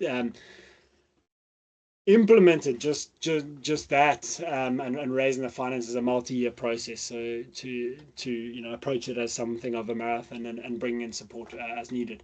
And then my last point is we've developed a report on financing and ownership models, looking through the own municipal owned debt finance and on balance sheet, the P options, and then the project finance with the IPP and municipalities off taker. Those options, understanding in a bit more detail some of the steps, risks, benefits, and implications. And so we'll share that with you. We're launching it in the coming month, and so that's one to look out for. I'll stop there. Apologies for taking longer than expected, but a lot of ground to cover. So thanks, and back over to you, Sanal. Thank you so much, Michael. I'm gonna ask a small favor from you, just to stick around until 10:30, and then at that time we'll get into lots of detail on your presentation. But for now, I just want us to segue into a quick discussion of the JET funding platform. I think we've got Carmen here. She'll just touch on it a bit, and then after we can open it up for discussions and discuss further. All right, is Carmen on the call? I am. Thanks, Sanal. And thank you for, so I caught the last bit of Michael's presentation, and I think it's very relevant to also our experiences in financing the JET. I'm going to take everybody through just a bit of context of the Just Energy Transition Program Management Unit, where we're located, and then I'm going to chat a little bit about the funding platform. I'm just going to switch my camera off. I just thought I'd just introduce myself quickly so you can see I'm human. And then I'm just going to share my screen. Just give me 1 minute. Okay. Just let me know when you can see it. there we go. Okay, fantastic. I think if there are questions, perhaps Sanal, you could just toggle them for me. I'm going to try to do this quite quickly in 15 minutes. And then I see you're going to have a discussion with Michael, which I think will give the right sort of context. I think that it's very good for us just to sort of start at the beginning of the journey of where this comes from. And largely the work that we're busy with stems from South Africa's commitment, 2016, our commitment to join the Paris Agreement. And we submitted our first NDCs and outlined a very ambitious target to lower our emissions. From that, in 2021, let me quickly close. I think you can probably see better now. In 2021, the International Partners Group, there was a pledge of $8.5 billion to support South Africa to meet our carbon emissions reductions targets. These pledges, and they're pledges, so that's the first sort of caveat to start with, and they come in a variety of different forms, primarily more concessional and commercial finance, but I'll unpack that in a minute. Very often people think that this is money that was given, but it's largely comes through a number of different instruments. From there, South Africa then looked at this pledge from the International Partners Group, because we said we're willing to sort of limit our emissions, to have this ambitious NDC, but we can't do it alone. And from that, the JET investment plan was developed, and that was really looking at what is the bigger ask? What is it going to take for us to decarbonize? What are the first steps? And that was a much larger need of 1.5 trillion rand over 5 years for us to achieve our full energy transition and to get all the necessary parts moving. From that investment plan was also then largely discussed with constituents, with much broader stakeholders with the PCC. And as a result of that, the JET PMU was established in 2023, created under the presidency, and we're really responsible for the Just Energy Transition Investment Plan, which was developed at the same year. And that really, the implementation plan really outlines our governance process, timelines, our delivery mechanisms to really operationalize the investment plan with a particular focus on justice, stakeholder engagement, and measurable progress. From that, late last year, the JET funding platform was established, which is a mechanism within the implementation plan. And that largely is where I work and what I'm going to be discussing a little bit later. And there's lots of confusion about what we are, and probably it comes in the name because it says funding platform. We don't actually hold any funds, but I'll discuss that in a minute. I think what's quite important is just to recognize that the ask of the 1.5 trillion is what it will, the amount of capital that's necessary to be deployed over the next 5 years. And I say next 5 years, and we're sort of in the middle already. for us to really catalyze our green industrialization in South Africa. The initial pledge of 8.5 has now grown to 13.7 billion from the pledges. But there is a sort of a disparity between what is pledged and what is actually moved, and largely because also a lot of the challenges that I think Michael would have highlighted in a number of different areas. But just to sort of talk about our 6 strategic portfolio areas. The biggest portfolio area is really the electricity sector. So that's really about how do we accelerate renewable energy? How do we upgrade our grid? It's really about the transmission network that allows for the coal phase out to a low carbon sort of future. And the next core portfolio is new energy vehicles. And that's really about supporting the transition to NEVs with our existing automotive sector. Green hydrogen is really about how we develop a competitive green hydrogen sector. South Africa already has a well-established hydrogen sector, but really how do we support green hydrogen to boost our industry, to cut our emissions. And then we've got our jet portfolios. That's really, the first one is Mpumalanga, where a lot of the transition, where the majority of the transition is happening, where the decommissioning is happening, and how do we support the municipality to shift from coal to a green economy by leveraging infrastructure, industry, and youth employment.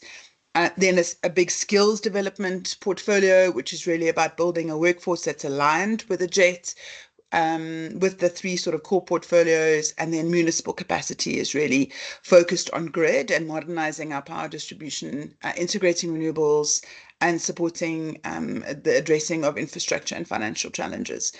Those are the initial, the 6 jet portfolios. There are another 2 that will be coming online. But I think it's really important also in this discussion to understand that in each one of these portfolio areas, there is a key government institution that is the lead institution of this work. And on the municipal capacity side, that really sits with SOLGA. We do have a portfolio lead within the JET PMU, Kwesi, who unfortunately couldn't be here today, but I'm sure many of you have engaged with her before. So just to reestablish again really where we are. So the JET PMU is a unit that sits within the PMO, the private office, the office of in the presidency. There's like a program management unit, and so we are located in that unit, headed up by Rudy Dix. And our role really is to strengthen the state, to provide by providing this roadmap, and then also supporting capacity. So with 3 main objectives, looking at innovative solutions to JET implementation problems, then about mobilizing and guiding capital and different forms of capital to address JET needs, and then ensuring transparent monitoring and evaluation. You'll see that we distribute a quarterly report. It's on our website. There's a thorough sort of theory of change, key indicators that tracks the implementation, the implementation plan, and also sets out sort of the pathway and guides a lot of both the portfolio leads as well as our partners around core indicators, how reporting works, to ensure that we are able to deliver on transparent information sharing. Just to give an outline on our implementation partners, I mean, there's a few listed at the bottom that has grown quite significantly over the last few years. And we now have what we call Friends of the JET, which includes a number of different governments. I thought it would be useful just to highlight sort of where we are on the pledges. And I think this pledge versus mobilized or allocated or implementing is an important consideration, because the vast majority of the highly concessional loans, the concessional loans, the commercial capital has not really moved, as you can see from below. So a fair amount of concessional loans have moved into policy loans, into our fiscus, that have aligned JET's actions.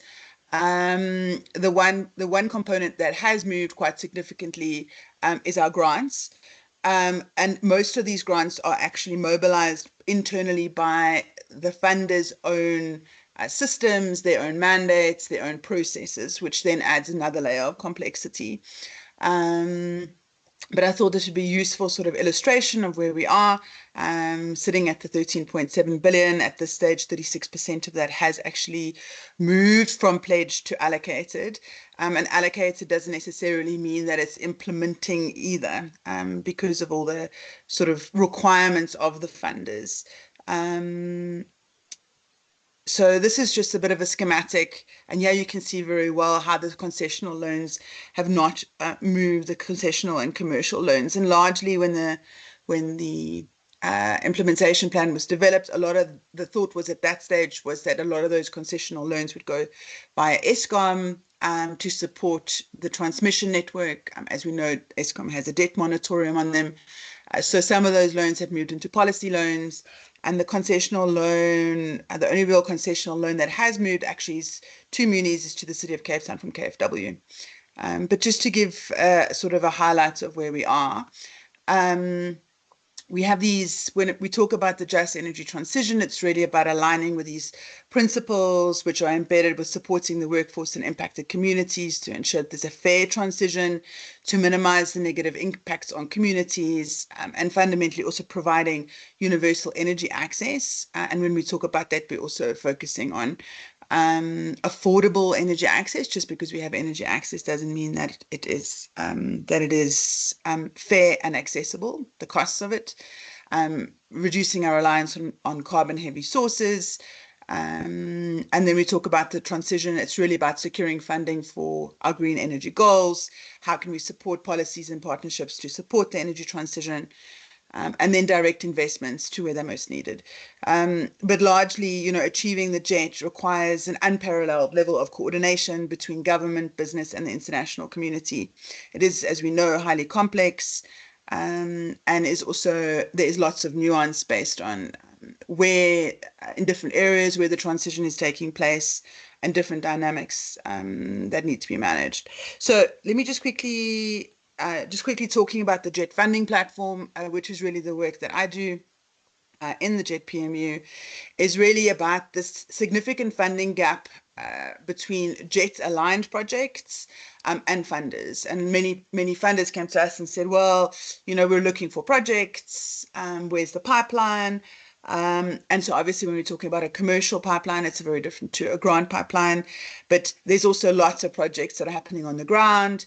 And we wanted to give visibility to those projects. So largely what we do is we aim to sort of bridge this gap, specifically focused on grant finance, but it's about us directing grant funding to credible JET projects. So we play this role as a matchmaker to go, here is a JET credible project.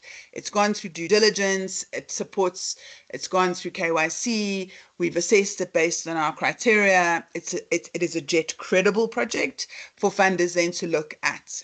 So eliminating some of the friction costs for funders, and also providing a good visibility of who's doing what, because there's lots of projects underway, but not always so much visibility around who is doing what. Initially when we started, so the platform was launched in November last year. There's been 2 windows, and initially we had very wide windows, also wide criteria, because we wanted to see what the need was inside the community and municipalities, to a wide group of constituencies. And we had, and I'll talk about that in a minute, the number of projects that we got. Actually, let me jump to that because we're probably running a little bit out of time. Just to, maybe before I talk about that, just to sort of outline the process that we've been following. So as I mentioned, we had 2 windows. We'll have a 3rd window later this year, really focused on jobs and livelihoods based on our assessment of the 2 windows of really where the need is. But all the projects that came through went through an assessment. And when I say assessment, like I said, it was a governance check, a high-level due diligence. We did the KYCs, and then we did a quick, like what we call a quick assessment on projects. Based on that, then projects that made it through then did a full assessment, and projects that received over 70% then went to our review committee. From that point, projects then presented to us, and then we shortlisted those projects, the projects that we have at the moment. And that's really where we are now, and we're actively busy with project matching. So a lot of the matching has only really started in the last 2 months. 2-3 months. And once a project is matched, then it goes in the grant register. But I'm sure Michael probably spoke a little bit also around the sort of timeline. So the timeline from when a funder is interested in a project to when it's actually matched, the minimum we're sort of have been having is about 6 months. It is a long timeline because the funders themselves have their own requirements and they'll do their own DD again. But ultimately, we're really trying to position the JET credible projects to funders and trying to shorten those time lags. We've been looking, when we look at our assessment guidelines and look at our criteria, all projects, so on the left, we've got impact and sustainability. All projects are assessed based on this orange block. And then the 4 other blocks have a weighting on them, depending on what the project focuses on. So no project is disadvantaged, for example, if it doesn't have transformational outcomes, but it has community empowerment and ownership outcomes. Just to talk a little bit about where we are. So I alluded to our 240 applications. At the moment, we have 21 projects on our register that we're looking for matches with.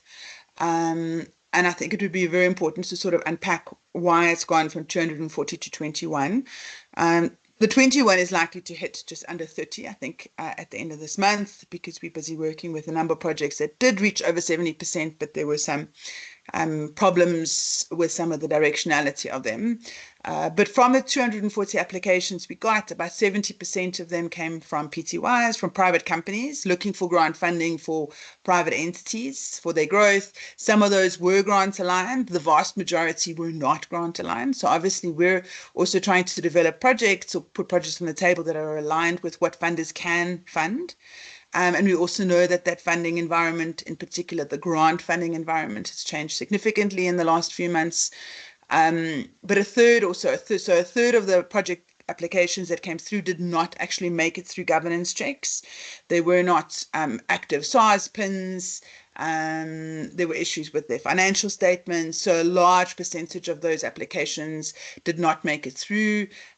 We did take quite a developmental approach to those assessments. So projects weren't automatically thrown out. We went back to them, asked for their SARS pins, gave them timelines, asked for financial statements. Obviously, this led to delays on our side in actually awarding or moving forward on some projects. But I think that that's important to note, is that a third of those did not make it through due diligence. Then there was another third that did not meet the JET criteria. And just to give it, we also did not put a cap on ticket sizes. So we had very small tickets to huge tickets. And the vast majority of those applications were not aligned with what the current grant funders are funding. It's not aligned with the funders' mandate, whether it's a South African corporate or an international philanthropy or a DFI. Many of the applications that came through are much more aligned with concessional finance or commercial finance, not for grants. But sort of to give you an idea of where we are at the moment, so there's been 4 projects that have been matched to date, both pre-launch and in our windows, to the value of just over 70 million rand. And we've got a very ambitious target for this year, but we're hoping to land somewhere in the middle in all likelihood. Yeah, I think I'm going to stop there. I think that's probably my 15 minutes up. I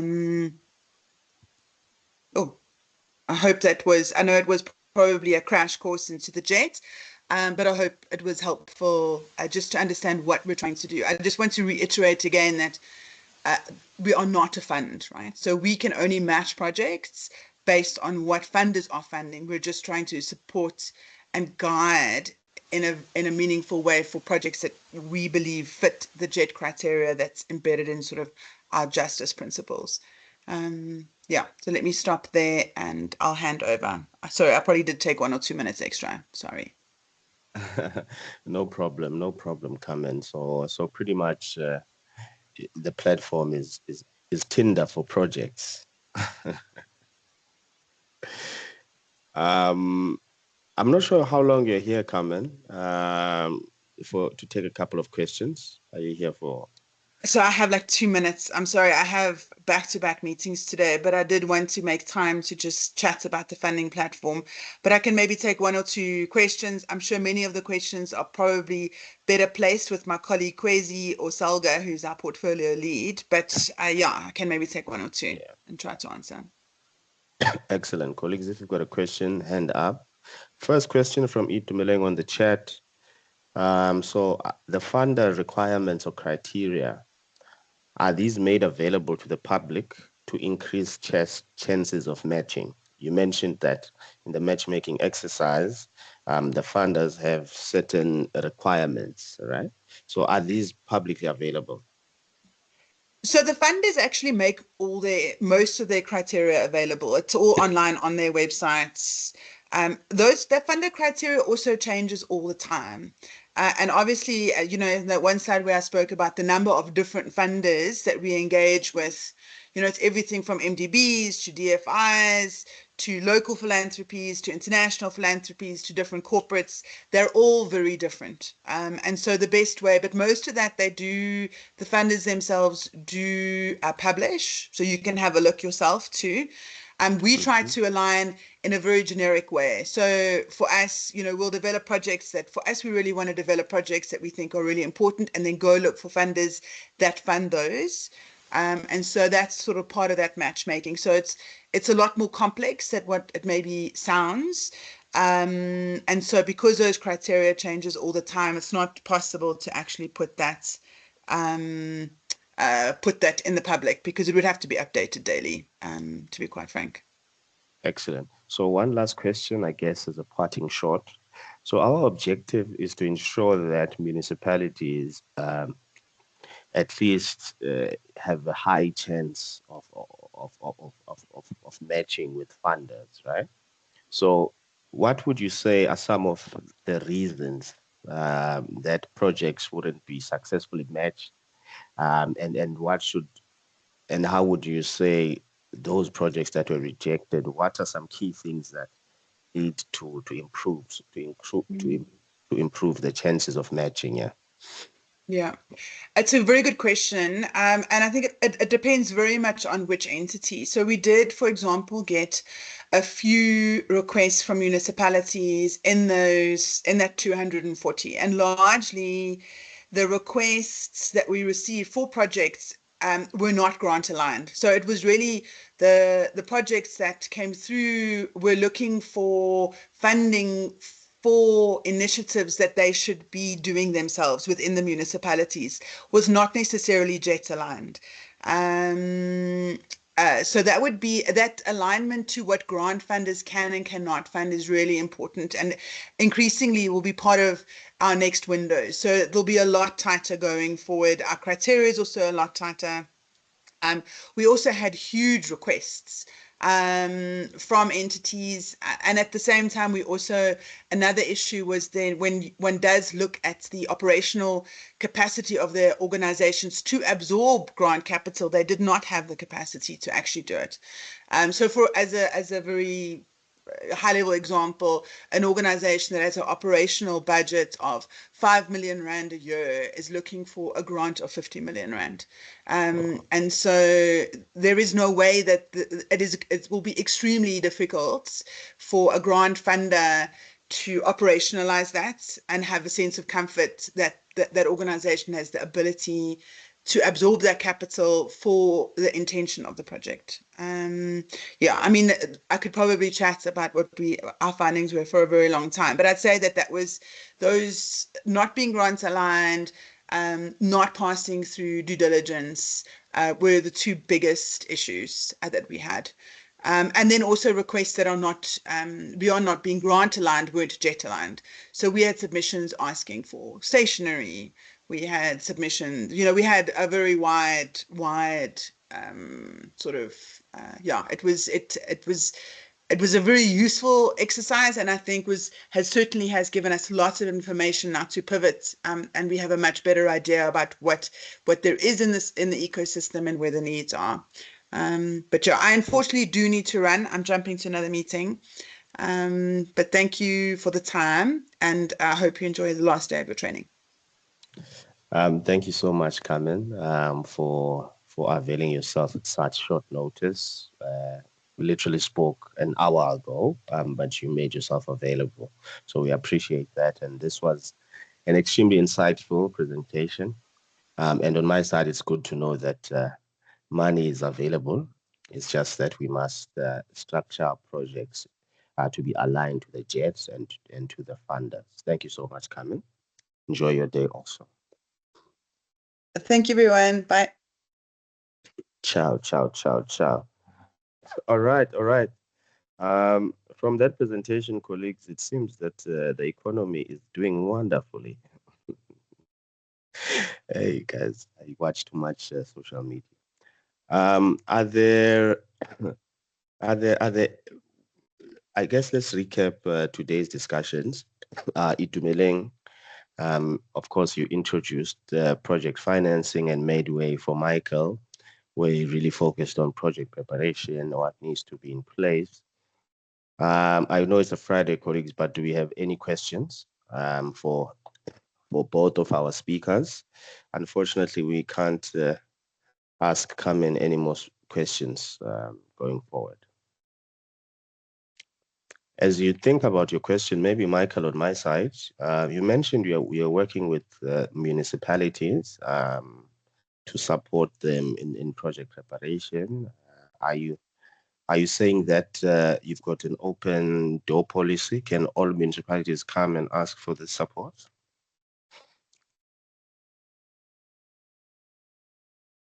Thanks, Sanal. Thanks for the question. We certainly, the short answer is we certainly have an open door policy. The longer answer is we would need to raise the funding together.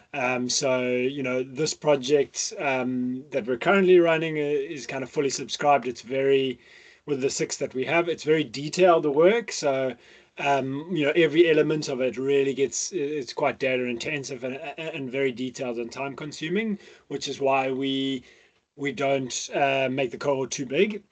But we hope that the resources that we're developing, like the reports that I mentioned and the others that will come, that those can be useful resources to get municipalities started on the journey. But then we're always looking for opportunities for how can we, expand and iterate what we've learned. And I think that it's actually quite a good link to what Carmen presented there. So now is that, I was on a call with the JetPMU a couple of weeks ago, and they were just saying that funding platform didn't receive any or many projects from municipalities, and I think that would be a good place to look as a starter, and just to differentiate your types of financing. So the support that we have from UK Pact, that is an example of grant financing, right? For the early stage project preparation.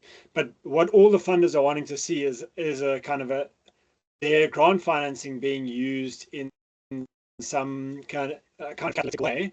And that's why we work with the DBSA. That's why we're engaging with financiers, because you take it through the pre-feasibility study, you have a prepared project, and then you're wanting to hand it over to the next stage, bankable feasibility, and ultimately hopefully attracting implementation financing. But at this pre-feasibility stage, commercial financiers aren't really willing to fund that type of work because it's very high risk.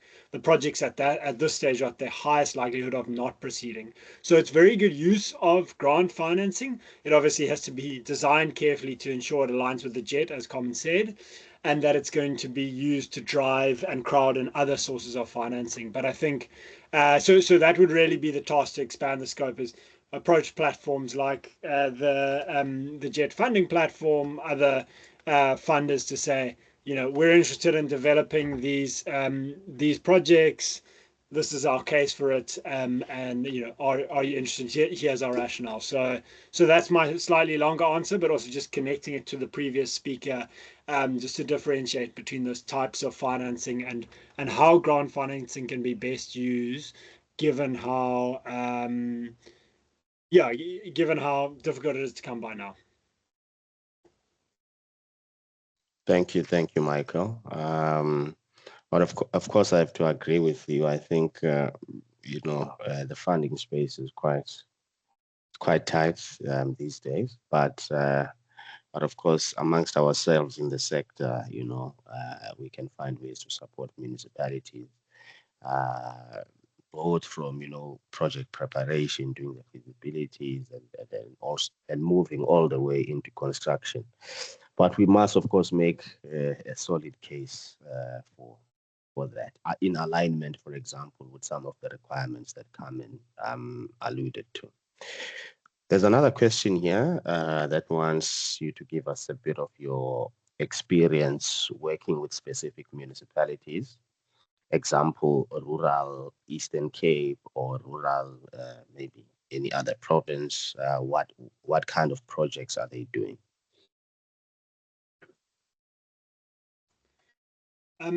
Thanks for the question. So we work on quite a wide range of different types of projects, but just for clarity, under this project, we're working on electricity generation projects. And so in the case of in the Eastern Cape, we're working with as I said, Water Sisulu and in King Sabata Dalentierbo to develop a large scale solar farm, so like 20 to 40 megawatts. But then, I mean, it's if the question is broader than that, as an organization, what are we doing? Then it's very broad. So we have kind of on the ground community-led resilience projects, for example, in KZN. Other energy projects, we have kind of more planning projects that we've done with municipalities.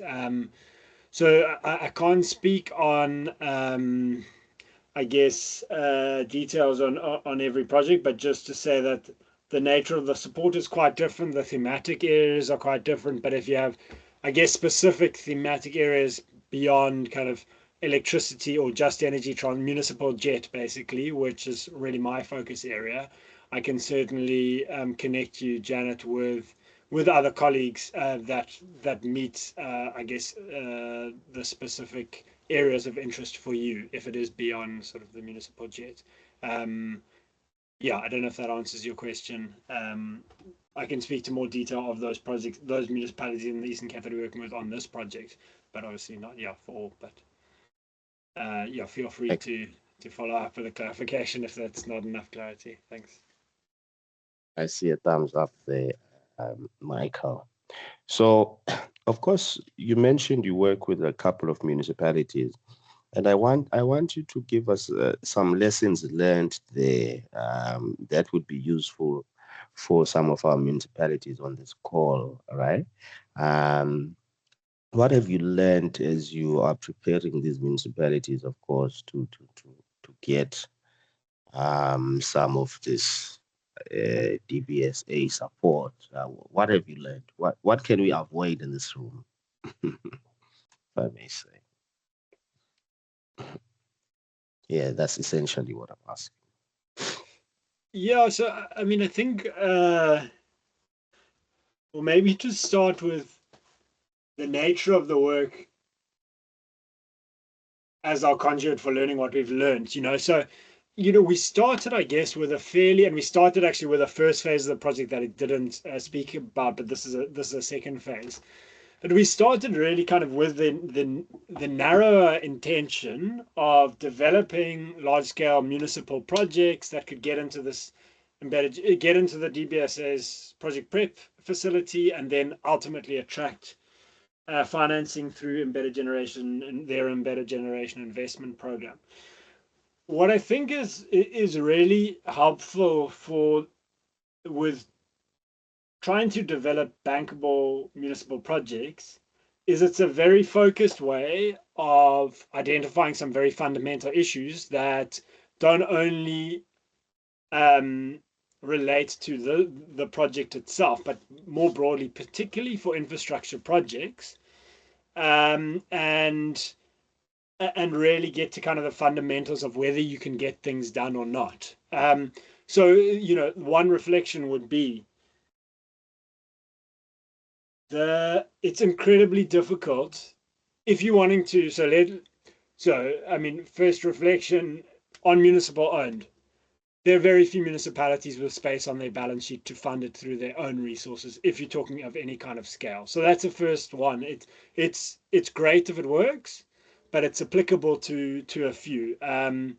So you need to think about what you do with that. Maybe you need to think, actually just start with rooftop as a small, municipality, and get your SSCG going, and start with that. Maybe some batteries as well. So, but thinking as the kind of the best case option isn't always the most constructive, because you can get stuck not getting anything done then. So that's on the balance sheet. On the debt financing, and we've worked closely with the Western Cape government, who are doing quite a lot of work on their project prep facility for this. And debt financing requirements are very stringent. Most debt financiers are reluctant to lend to municipalities, or they really cost them the risk that they see. So debt financing, you really have to have your house in order in terms of that ESCOM, account, in terms of all your debt, all your debtors, and your track record with all your debtors, in terms of your financial statement, in terms of to say, are you, really a credible partner? So yeah, debt finance again. And then you want to make sure that it's affordable, and that ultimately it's not pricing the risk so much that it's more expensive than procuring your electricity elsewhere. So you know that the transaction structure that you take, and its ability to meet your ultimate objectives. And for most municipalities, it's cheap electricity, it's maintaining their customer base, it's attracting new customers. But if you land debt that prices, brings up the cost of the tariff, then that's not really worth it. So I think, again, debt finance, it's appropriate for some, but be mindful of what's required and what is a good deal. And then, on the IPP front, so on the triple P front, we've spoken to Treasury about it, and their GTAC units, and it seems to be a real struggle to get municipal triple Ps off the ground, and some of it is related to the scale that I mentioned of the ticket size, so really kind of geared around R1 billion ticket size and bigger. So that's kind of like 100 megawatt plant if you're looking at that scale. So that's really big. That's not the so I think there is an evolution in the triple P space, and there are different ways you can structure that, but there seems to be quite a aversion to the triple P for most municipalities and most financiers, given the time it takes, and time means money, right? And then I guess on the offtake, on the working with the IPP and on the offtake, something that we're really struggling with, I think, is that offtake needs to be watertight for them. That PPA needs to be watertight for them, because that's how they source and repay their, the financing that they've raised. And, so it's one thing, municipalities' current state, but the 20-year risk is what they're really concerned about, and, what happens in the next 20 years. So again, most IPPs are not, and there are exceptions to that, of course, but most are not wanting to enter a sole offtake agreement with a municipality. Again, it's possible, but it's not easy, because the requirements are so high, and that leads us to these other options. We're seeing energy traders, and where the municipality can be a part of a portfolio of customers. The requirements are lower, the terms are lower, the term length are lower, so 5 years rather than 20. How can you make wheeling work? How can you make embedded generation, small scale embedded generation work from your households or your commercial and industrial users? So yeah, I think it's about exploring, given the requirements of capital, as a short way of saying it, and given the state of municipalities, including the capabilities this requires, what is the broadest set of options that you can explore? How can you start with your low-hanging fruits, and how can you build out ambition from there? Not starting with your most ambitious option first and not getting anything done, but just laying the building blocks. Start with a low-hanging fruit, build confidence, and then your options start to open up. So yeah, I think that would be, and then just keeping in mind, this always dovetails with how the market is changing, how quickly it's changing, how new players are coming in, and keep thinking municipalities, and what we're thinking about a lot is how do we make sure that those changes, how can they benefit municipalities? For example, with energy traders in a way that wasn't. We know that there's some risks for municipalities, but we know that there are also opportunities that weren't there before, and in a sense the the historical view that we have of the electricity sector and municipalities' role in it isn't fit for purpose for thinking about how do municipalities go forward, how do they attract finance going forward. This is all quite new terrain. And then maybe just a last point is that that distribution network and how the municipality really leverages the distribution network, and the state of it, and the state of metering and billing and all those things, really the fundamentals. That's a clear asset that they can leverage, and think about all those different options that I've spoken about, and what role does how can you leverage that grid, because that distribution grid is something that no one else has. So I think it's really about identifying what are the most appropriate roles at this point in time, how can those be most beneficial at this point in time, and how can this change as we learn more and as we have more success examples. So that's quite a roundabout answer to your questions now, but those are at least some reflections. Yeah.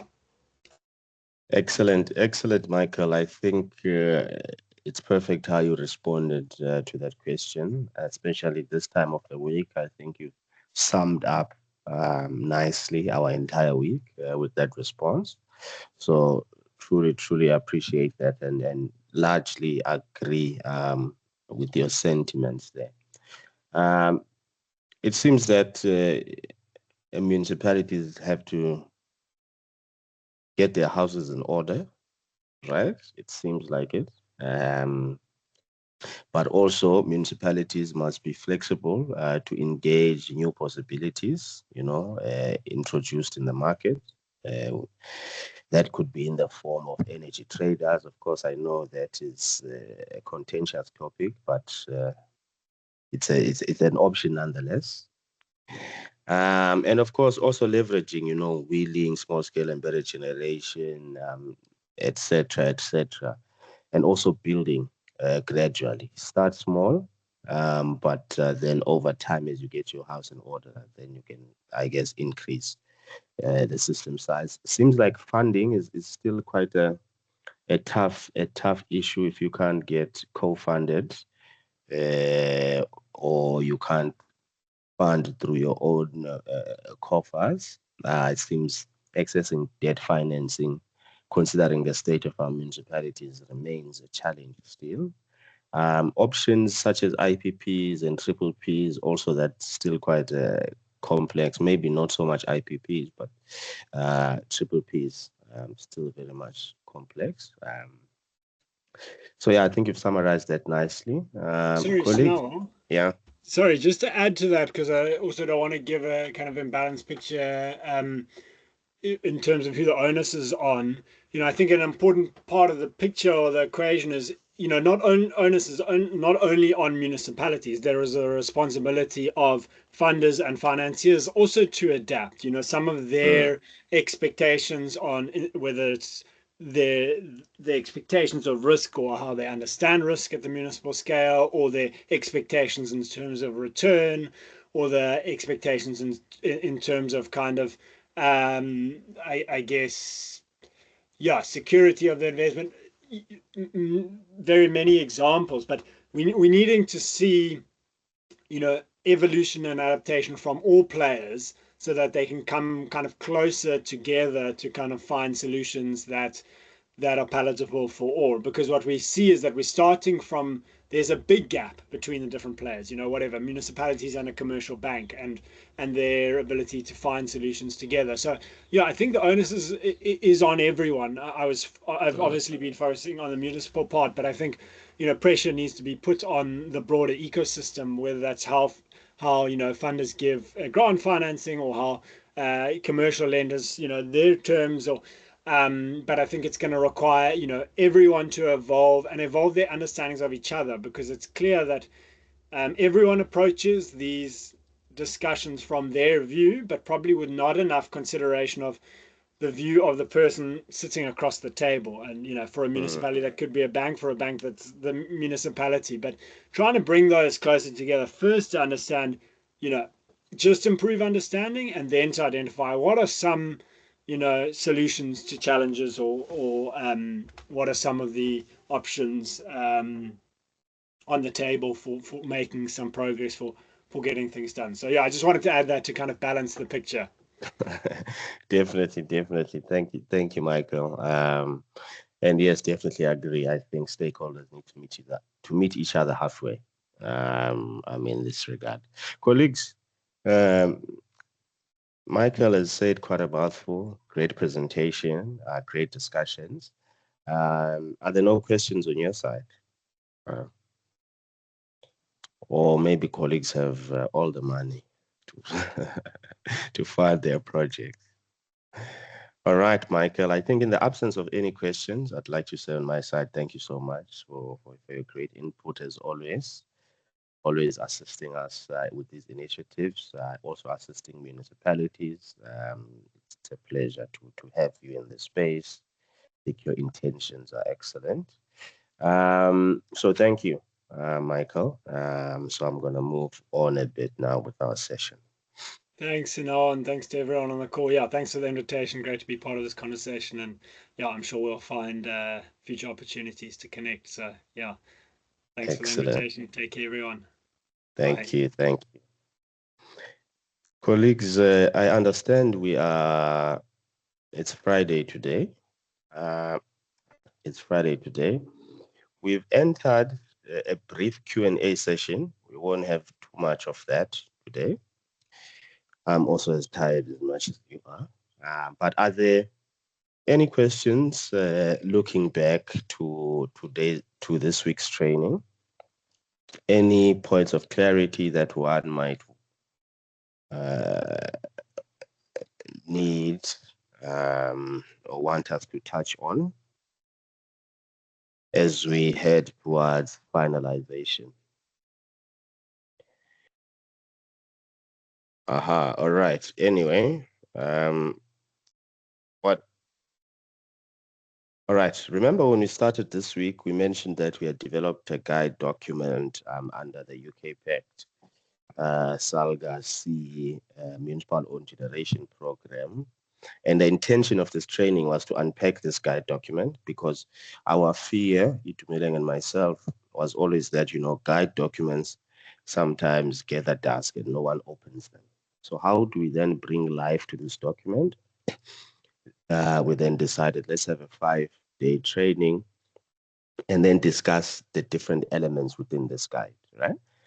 So I can safely say that we've discussed this guide in detail.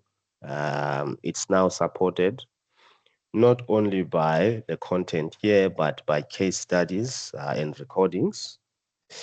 So the guide, just to remind ourselves, we've started this week talking about, the legal and regulatory framework. We spoke about how does one become ready to move in this direction of procuring own renewable energy assets.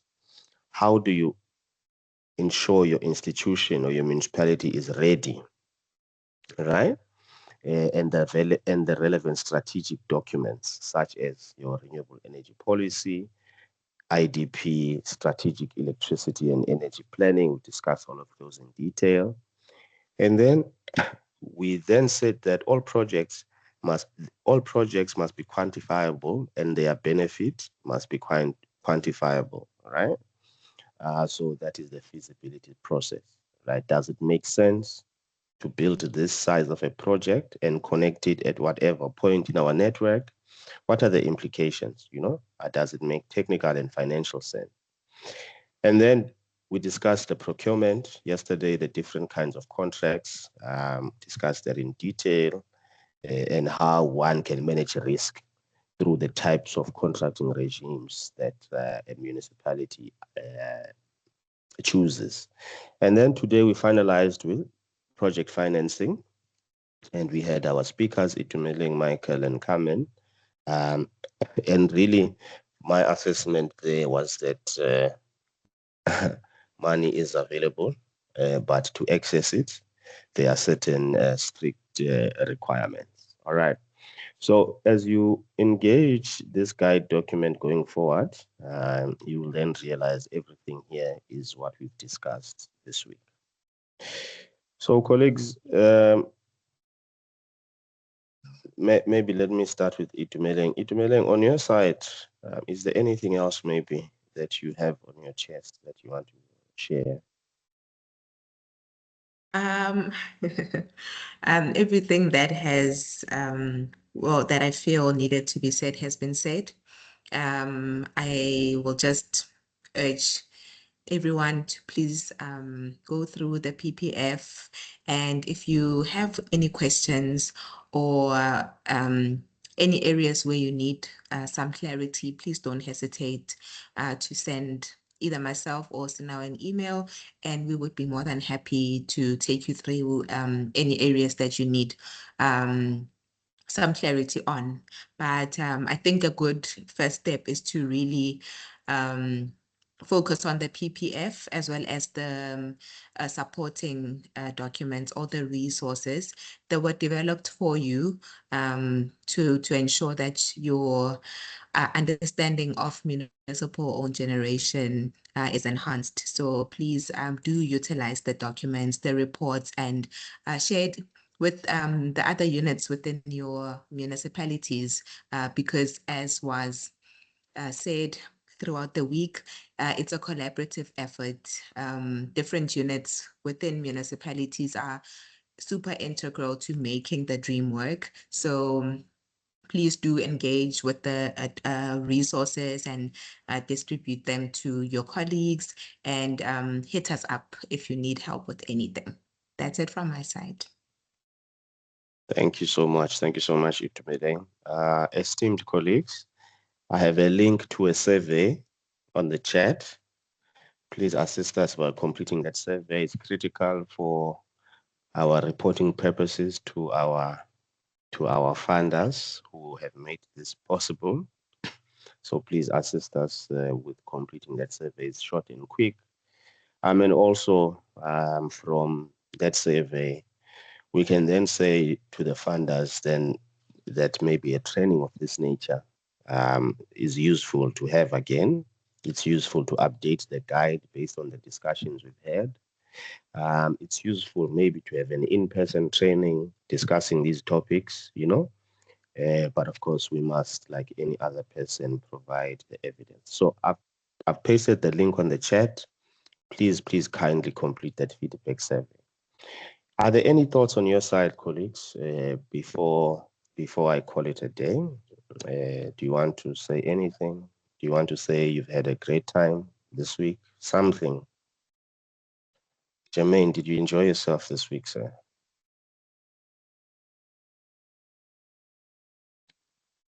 Mr. Silent?